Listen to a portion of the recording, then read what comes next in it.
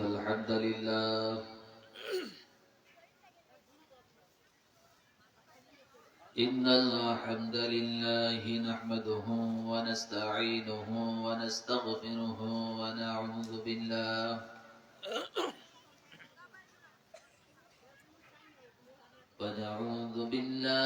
من شرور أنفسنا ومن سيئات أعمالنا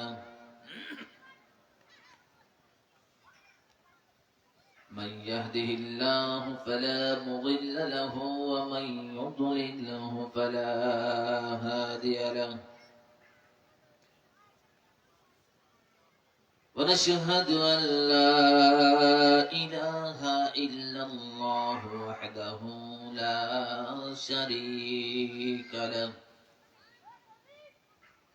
لا شريك له ولا نظير له ولا مثل له ولا مثال له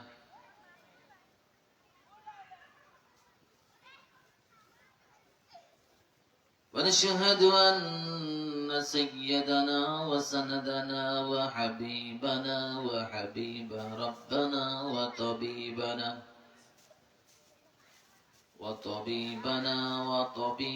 قلوبنا وأولانا ومولانا محمدا عبده ورسوله الذي أرسله بالحق بشيرا ونذيرا وداعيا إلى الله بإذنه وسراجا وقمرا منيرا فقد قال الله تعالى في كلامه المجيد وفرقانه الحميد أعوذ بالله من الشيطان الرجيم بسم الله الرحمن الرحيم أرأيت الذي يكذب بالدين فذلك الذي يدعو اليتيم ولا يحض على طعام المسكين فويل للمصلين الذين هم عن صلاتهم ساهون الذين هم يراءون ويمنعون الماعون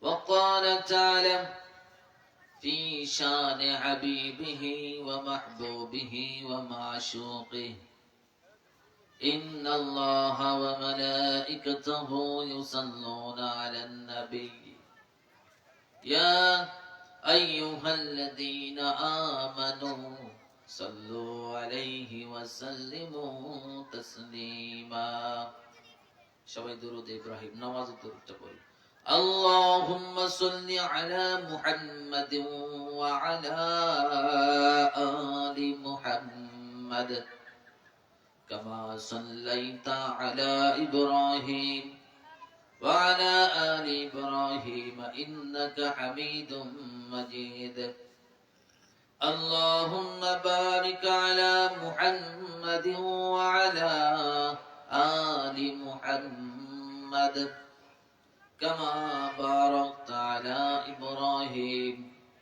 وعلى آل إبراهيم إنك حميد مجيد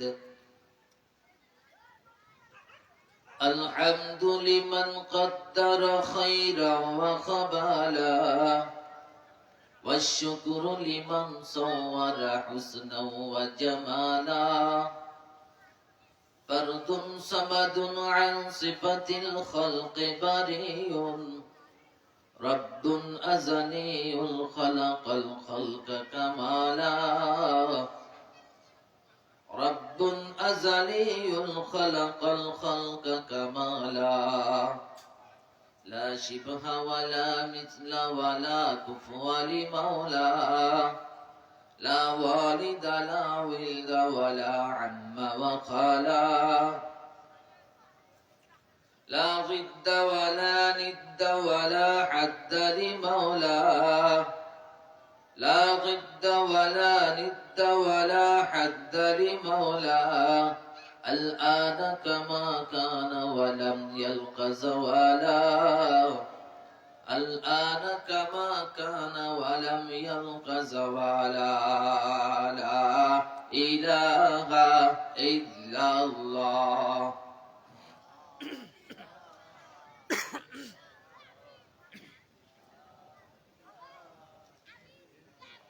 একটু আওয়াজ দিয়ে পড়ুন না লা ইলাহা ইল্লাল্লাহ লা ইলাহা ইল্লাল্লাহ লা ইলাহা ইল্লাল্লাহ লা ইলাহা ইল্লাল্লাহ লা ইলাহা ইল্লাল্লাহ লা ইলাহা illallah la ilaha illallah la ilaha illallah la ilaha illallah la ilaha illallah la ilaha illallah la ilaha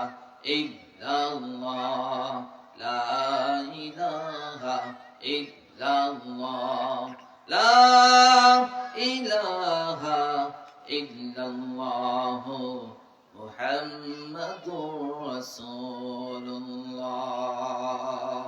sallallahu alaihi wasallam শুকরিয়া সেই মহান রব্বুল আলামিনের দরবারে যে আল্লাহ তাবারক ওয়া তাআলা আমাদেরকে এই শীতের সময় তীব্র শীত চলছে তবুও এই শীতকে উপেক্ষা করে দুনিয়ার অন্যান্য কাজ কারবার থেকে যে আল্লাহ তাআলা আমাদেরকে মুক্ত রেখেছেন শুধু তাই নয় মুক্ত রেখে এই কোরআনের মাজলিসে বসার মতো তৌফিক দিয়েছেন এজন্য শুকরিয়া তান বলি আলহামদুলিল্লাহ সবাই কিন্তু এই নেক কাজের সুযোগ পায় না পাই কি এলাকাতে মাইকিং হয়েছে না হয়েছে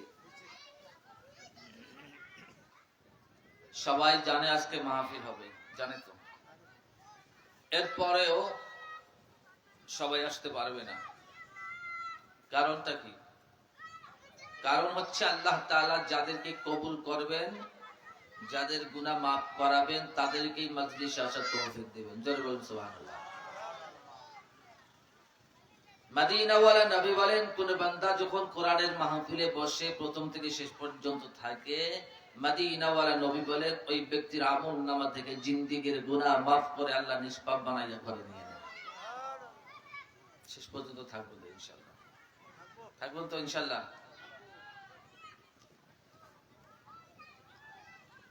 এই সময়ের ভেতরে কিছু মানুষ গল্প গুজব আড্ডার ভেতরে আছে না নাই বাড়িতে শুয়ে আরামের লেপ মুড়ি দিয়ে আছে না নাই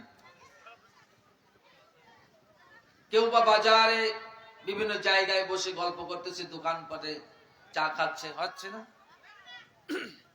সেই সমস্ত খারাপিয়াত থেকে সেই সমস্ত কর্মকাণ্ড থেকে যে মহান আল্লাহ তাবারক ওয়া তাআলা অত্যন্ত মেহেরবানি করে দয়া করে বড় ইহসান করে এই কোরআনের মাজলিসে বসার তৌফিক দিয়েছেন খুশি না বেজার এখানে আসতে পেরে আপনারা খুশি তো যতজন এসেছেন খুশি না কারণ এই জবানটা দিয়েছেন কে একটু আমার সাথে কথা বলবেন হ্যাঁ রাজি আছেন তো ইনশাআল্লাহ না রাগ করতেছেন এই জবান দিয়েছেন কে আল্লাহ আল্লাহ পাক ইচ্ছা করলে জবানটা বন্ধ রাখতে পারতেন, ক্ষমতা আছে না নাই? অথবা জন্মের সময় বোবা বানাইয়া পৃথিবীতে পাঠাতে পারতেন, ক্ষমতা আছে না নাই? অনেক আছে না বোবা, কথা বলতে পারে না, আছে না নাই? তা আমাদেরকে তো আল্লাহ করতে পারতেন, এই ক্ষমতা আল্লাহর আছে না নাই? যে আল্লাহ তাআলা জবান দিয়েছেন কথা বলার জন্য, সে আল্লাহ তাআলার দেয়া জবান পেয়ে যদি আল্লাহ তাআলার শুকরিয়া আদায় না করি, তাহলে আমরা বদনসিব, কপাল পোড়া হয়ে যাব, ঠিক কিনা? যে আল্লাহ তাআলা জবান দিয়েছেন কথা বলার জন্য, সে আল্লাহ তাআলার শান শুকরিয়া আদায় করব। সকলে কালিমাতুশ শুকর আবার বলি আলহামদুলিল্লাহ। আরো জোরে বলুন আলহামদুলিল্লাহ। রব্বানা লাকাল হামদ হামদান কাসীরান তাইয়িবান মুবারাকান ফীহি। মুহতারাম হাজিরিন, আমরা প্রশংসা করলাম কার? সব সময় প্রশংসা হবে কার? আল্লাহ তাআলা বলেন লাইন শাকারতুম লাযীদান্নাকুম ওয়া লাইন কাফারতুম ইন্না আযাবি লাশাদীদ। জোরে আল্লাহু আকবার। সম্মানিত বন্ধুগণ, মুহতারাম হাজিরিন,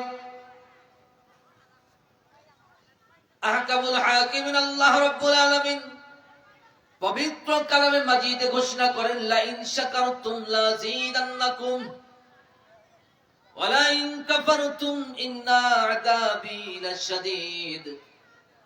বান্দা দুনিয়ার জীবনে নিয়ামত পাওয়ার পরে যদি বান্দা নিয়ামতের শুকরিয়া আদায় করে, আল্লাহ রাব্বুল আলামিন বলেন ওই বান্দার নিয়ামত আমি আল্লাহ রাব্বুল আলামিন আরো বাড়ায়া দেই। মানব দেহের দিকে তাকায় দেখেন, আপনার অঙ্গ প্রত্যঙ্গের দিকে তাকায় দেখেন, কত সুন্দর নিজাম দিয়ে আল্লাহ তাআলা মানুষ সৃষ্টি করেছেন। যেখানে যেটা থাকার প্রয়োজন আল্লাহ তাআলা সেটাই দিয়েছেন। হাতের দিকে তাকান, 5টা আঙ্গুল দিয়েছেন, লাড়াচাড়া করা যায়, উঠানিচু করা যায়, ঠিক কিনা? ধরার মতো। এই জায়গায় যদি 5টা আঙ্গুল না হয়ে 4টা আঙ্গুল হতো, শক্তভাবে ধরার সক্ষমতা হতো না। আল্লাহ রাব্বুল আলামিন 5টা আঙ্গুল দিয়েছেন যাতে শক্তভাবে ধরা যায়। এইজন্য আল্লাহ তাআলা বলেন আমি মানুষ বানাইছি উত্তম আকৃতি দিয়া। জোরে বলুন না সুবহানাল্লাহ। মুহতারাম হাজিরিন, আল্লাহ রাব্বুল আলামিন বলেন বান্দা নিয়ামত পাওয়ার পরে যদি নিয়ামতের শুকরিয়া আদায় করে, আমি আল্লাহ রাব্বুল আলামিন আরো নিয়ামত বাড়ায়া দেই। আর বান্দা নিয়ামত পাওয়ার পরে নিয়ামতের যদি শুকরিয়া আদায় না করে, ওয়ালা ইন কাফারতুম, যদি অস্বীকার করে, কুফরি করে, ইন্না আযাবি লাশাদীদ, তার থেকে নিয়ামত ছিনায়া নিয়া কিয়ামতের দিন তার জন্য শক্ত আযাবের ব্যবস্থা রেখে দিয়েছি। জোরে নাউযুবিল্লাহ। নিয়ামত পাইলে শুকরিয়া, আল্লাহ বলেন শুকরিয়া আদায় করো, নিয়ামত কি করব? বাড়ায়া দেব। শুকরিয়া আদায় করলে নিয়ামত কি করেন? আল্লাহ বাড়ায়া দেন। আর শুকরিয়া আদায় না করলে, নাফরমানি করলে, না শুকরিয়া করলে, বা কুফরি করলে, অস্বীকার করলে, আল্লাহ তাআলা বলেন তার জন্য শক্ত আযাব। জোরে বলুন নাউযুবিল্লাহ। মুহতারাম হাজিরিন, পৃথিবীর মধ্যে সবচেয়ে বড় নিয়ামত হচ্ছে যে মানুষ নেক কাজে তৌফিক পাওয়া। এটা হচ্ছে অন্যতম একটা নিয়ামত, ঠিক না? কেন সবাইকে আল্লাহ তাআলা নেক কাজের সুযোগ দেন? দেন কি? যাদেরকে আল্লাহ তাআলা মাফ করবেন তাদেরকে কিন্তু নেক কাজ করার সুযোগ। অসংখ্য টাকা পয়সার মালিক যাকাত দেয় না, দান সদকা করেন, আছে না নাই? আছে না নাই? কারণ আল্লাহ তার দানটা কি কবুলে করেন না, তাকে পছন্দই। যাকে পছন্দ করেন তার দানটা কবুল করেন, অর্থাৎ তাকে দান করার তৌফিক দিয়ে দেন। তৌফিক কেন দেন? তাকে পছন্দ করেন, তার গুনাহ মাফ করাবেন, এই জন্যই। সুবহানাল্লাহ। তবে মুমিন কিছু সময়ের জন্য কিছু মুসিবতে পড়ে যায়, কিছু সময়ের জন্য মুমিন কি হয়? মুসিবতের মধ্যে পড়ে যায়। এই মুসিবতে পড়ে আল্লাহ তাআলা মুসিবতে রেখে মুমিনকে পরীক্ষা করেন ধৈর্য ধারণ করে কিনা। যাকে মুমিন যখন পাশ করে দেয়, ধৈর্য ধারণ করে, আল্লাহ তাআলা তার আমলনামা থেকে গুনাহ মাফ করে দেয়। যেমন ধরেন আপনি বাজারে গেছেন, এই পকেটে টাকা নিয়েছে 500 টাকা, কত উদাহরণস্বরূপ বলছি, 500 টাকা নিয়েছে। কিছু দূর যাওয়ার পরে আপনি এই পকেট থেকে টাকা বের করে আরেকটা পকেটে রাখছেন। এরপরে যখন বাজার পৌঁছে গেলেন, খরচ করলেন। খরচ করার পর ভাই দোকানদারকে জিজ্ঞাসা কত হয়েছে, বা 250 টাকা। টাকা তো দেয়া লাগবে। তাহলে আপনি কিন্তু প্রথমে টাকা তো এখানে রাখছি, এইটা প্রথমে শোনে পকেটে হাত দিলেন। কোথায় একটু পেরেশানি, কোথায় কোথায় রাখলাম, এই যে খোঁজাখুঁজি করে। এরপরে যখন এই যেখানে টাকাটা রাখছে ওই পকেটে যখন হাত দেয়, আলহামদুলিল্লাহ। ঠিক না? এরকম হয়তো এই যে সাময়িক সময়ের জন্য এই টাকা, এই পকেটের টাকাটা আরেক পকেটে গিয়ে আপনি সাময়িক সময়ের জন্য একটা পেরেশানি ভোগ করলেন। মদিনাওয়ালা নবী বলেন এই সাময়িক পেরেশানির কারণে মুমিনের আমলনামা থেকে আল্লাহ তাআলা গুনাহ মাফ করে দেন। মুহতারাম হাজিরিন, তো এখানে আসতে পেরেছি, লাভ আছে না লস? লাভ আছে। কেমন লাভ? যখন আপনি বাড়ি থেকে বের হয়েছেন, আল্লাহ রাব্বুল আলামিন আপনার উপর রহমত নাজিল করার জন্য একদল ফেরেশতা নাজিল করে দিয়েছে। সুবহানাল্লাহ। আর জোরে বলেন না সুবহানাল্লাহ। এখন আল্লাহ বলেন ফেরেশতারা শুধু রহমত নাজিল করলে হবে না, আমার বান্দার কদম গণ, কদম কয়বার ফেলে, প্রত্যেক পা যতবার ফেলবে অতবার 10 করে নাকি লিখে দেব। সুবহানাল্লাহ। জয় কদম অয় 10 চলতে থাকবে। শুধু 10 করে কদমে কদমে লিখলে হবে না, তার ডানে বামে গার্ড দাও, যাতে শয়তান তাকে ভুলাইয়া অন্য কোথাও নিয়ে না যায়। গার্ড দাও। বান্দা মাহফিলে পৌঁছে যায়, বসে যায়। আল্লাহ বলেন, ফেরেশতারা আল্লাহকে বলে, ইয়া রাব্বে কারীম, আপনি আমাদেরকে দায়িত্ব দিয়েছেন আপনার বান্দার উপর রহমত নাজিল করার জন্য। আমরা রহমত নাজিল করেছি, তাকে ডানে বামে গার্ড দিয়েছি, এরপরে এই কদমে কদমে 10টি করে নেকি লিখে দিয়েছি। এখন আপনার বান্দা তো মাহফিলে পৌঁছে গেছে, আমাদের দায়িত্ব তো শেষ। মুহতারাম হাজিরিন, গভীর মনোযোগ। আহকামুল হাকিমিন আল্লাহ রাব্বুল আলামিন ফেরেশতাদেরকে ডাক দিয়ে বলবেন, ফেরেশতা, আমি তোমাদেরকে দায়িত্ব দিয়েছিলাম ডানে বামে গার্ড দেওয়ার জন্য, ডানে বামে গার্ড দিয়েছো, রহমত নাজিল করতে বলেছি, রহমত নাজিল করেছো। কদমে কদমে নেকি লিখতে বলেছি, কদমে কদমে নেকি লিখে রেখেছো। এখন আমার বান্দা মাহফিলে পৌঁছে গেছে, তোমাদের দায়িত্ব তবু এত সকালে শেষ হয়ে যায় নাই। এ আমার ফেরেশতারা শুনো, আমার বান্দা যতক্ষণ মাহফিলে বসা থাকবে, আমার বান্দার প্রতিটা শ্বাস এবং নিঃশ্বাসের সাথে আমি আল্লাহ রাব্বুল আলামিন আরো 10টি নেকি বাজেট করে দিলাম। যতক্ষণ থাকবো, এই নিঃশ্বাস গ্রহণ করবো, ছাড়বো, এই নেয়া ছাড়া, নেব ছাড়বো, নাক দিয়ে নিঃশ্বাস গ্রহণ করি না, গ্রহণ করব ছাড়বো, গ্রহণ করলে 10, ছেড়ে দিলে 10 মানে নিঃশ্বাসটা গ্রহণ করতে, শ্বাসটা গ্রহণ করতেও 10, শ্বাসটা ছেড়ে দিলেও 10 নাকি আল্লাহ তাআলার বরাদ্দ রেখে দিয়েছেন। সুবহানাল্লাহ। যতবার গ্রহণ করবেন ছাড়বেন, প্রত্যেকবারে 10 করে নাকি আল্লাহর ফেরেশতা লিখতেই থাকবে। জোরে বলুন না সুবহানাল্লাহ। এই ফজিলত মনে হয় যাত্রার প্যান্ডেলে পাওয়া যায়, যাবে সামনে বিশাল টেলিভিশন, ওই সামনে ফজিলত আছে কোথায় হবে? যেখানে মদিনাওয়ালা নবী বলেন, যেখানে কোরআনের আলোচনা হয়, হাদিসের আলোচনা হয়, ওই মজলিসটা জান্নাতের বাগান। ওই জান্নাতের বাগান গোটা ফেরেশতারা গোটা বাগানটা চতুর্দিক থেকে ঘিরে ফেলে। জোরে বলুন সুবহানাল্লাহ। এই জায়গার মধ্যে এই সওয়াবগুলো আল্লাহ তাআলা দান করেন। মুহতারাম হাজিরিন, এখান থেকে তো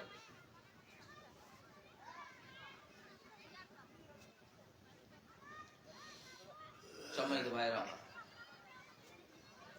সূরা মাউন তেলাওয়াত করেছি। কোন সূরা? জোরে বলুন না, কোন সূরা? সূরা মাউন মুখস্থ আছে না? আর ওয়াইতাল্লাযী ইউকাযযিবু বিদ্দীন সকালে মুখস্থ আছে তো?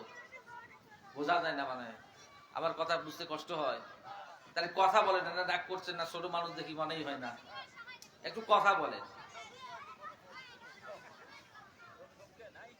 আপনারা যতজন আছেন ততজন যদি কথা বলেন, আমি আপনাদেরকে শোনাচ্ছি, আপনারা আমার সাথে একটু কথা বলেন, ঠিক না? তাহলে সূরা মাউন তেলাওয়াত করেছি, এটা সকলের পরিচিত সূরা, অনেকেই তেলাওয়াত করে নামাজে পড়ি তো। 2 রাকাত নামাজ যদি হয় সূরা মাউন, এরপর ইন্না আতাইনা পড়ে রুকু সিজদা করে, ঠিক তো? এই সূরা মাউন তেলাওয়াত করেছি। মাউন শব্দটা কোরআনুল কারীমের এই সূরার সর্বশেষ আয়াতের শেষ শব্দ। মুহতারাম হাজিরিন, আমার দিক তাকান। তাহলে মাউন শব্দটা আসছে এই সূরার শেষ আয়াত। আয়াত সংখ্যা হলো 7টা। কয়টা আয়াত? 7টা আয়াত সংখ্যা। এই 7 আয়াতের ভিতরে সর্বশেষ আয়াত, তার শেষ শব্দ ওয়া ইয়ামনাউনাল মাউন। এই মাউন থেকে সূরার নাম হয়েছে সূরা মাউন। মাউন অর্থ হচ্ছে গৃহস্থালীর অন্যান্য ছোটখাটো জিনিসগুলা, এটা হলো মাউন। এই সূরা নাজিল হয়েছে অনেকগুলা কারণ। তার মধ্যে একটা কারণ হচ্ছে সেই সময়ে মক্কা নগরীতে মুনাফিকদের সংখ্যা মোটামুটি বেশি ছিল। ওই সময়ের জন্য মুনাফিক থেকে বাঁচার জন্য, খাঁটি মুসলমান মুমিন পরিচয় দেওয়ার জন্য শর্ত ছিল ঈমান কবুলের সাথে সাথে প্রমাণ দেওয়ার জন্য নামাজে যেতে হবে। ওই সময় প্রমাণ, নামাজে যে ব্যক্তি যেতে যাবে ওই ব্যক্তি মুমিন, আর যে নামাজে যাবে না ওই ব্যক্তি মুমিন হবে না। এখন মুনাফিক যারা, মুনাফিক কারা?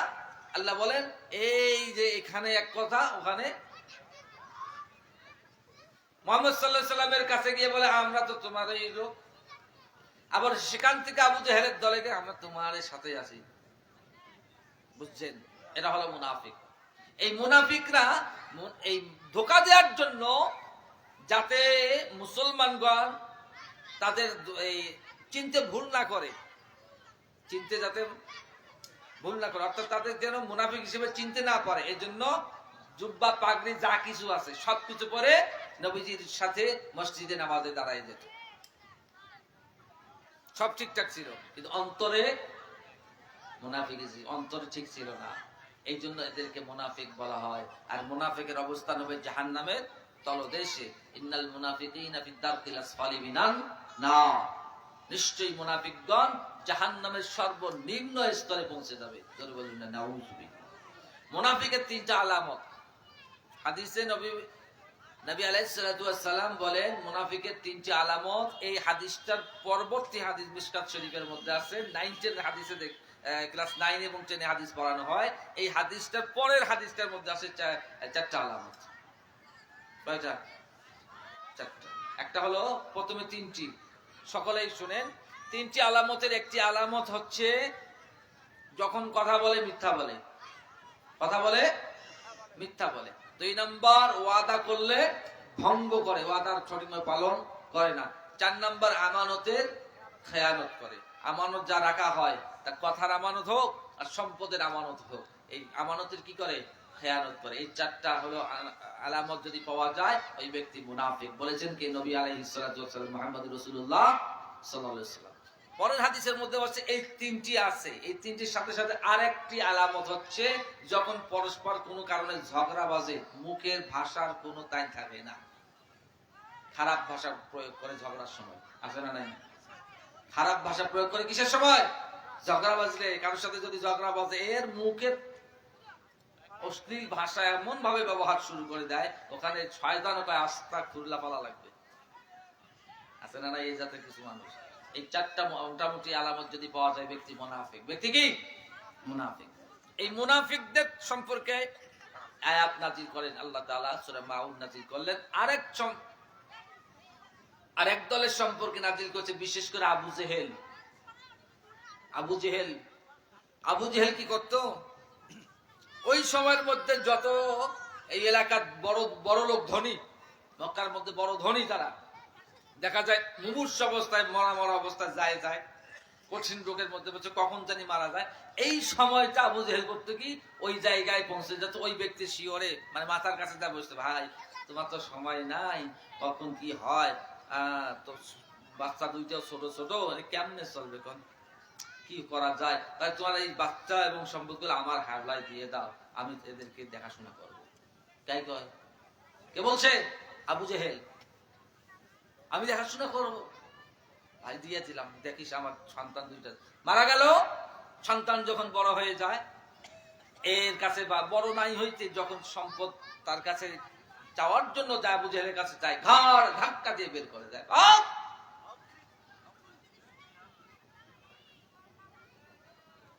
ইয়াতীম মিসকিনদের হক যারা নষ্ট করে, যখন এই হকটা চাওয়ার জন্য তার কাছে যাওয়া হয়, ভাই আমার হক দিয়ে দাও।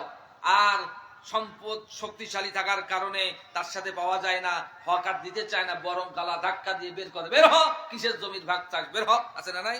টাটকা আবু জাহেলের সাগরেদ ছাড়া কিছু নয়। আবু জাহেলের খাসিয়ত কি ছিল? নিচে সম্পদটা নিচে দেখাশোনা করার জন্য, পরে আর দেয় চাওয়ার সাথে কি গলা ধাক্কা দিয়ে বের করে দেয়। এখনো যারা কারো সম্পদ দখল করে নিয়ে আসে, কিছু চাইলেই গলা ধাক্কা দিয়ে বের করে দেয়, খবর ভাগ এখান থেকে, ভাগ, কিসের ভাগ, কিসের জমি চাস।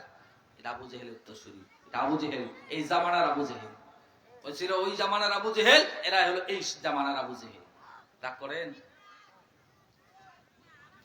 এখানে সূরা মাউন, এই মাউনের প্রথম নাম্বার আয়াত, আরো আইতাল্লাযী ইউকাযযিবু বিদ্দীন, মুখস্থ আছে না?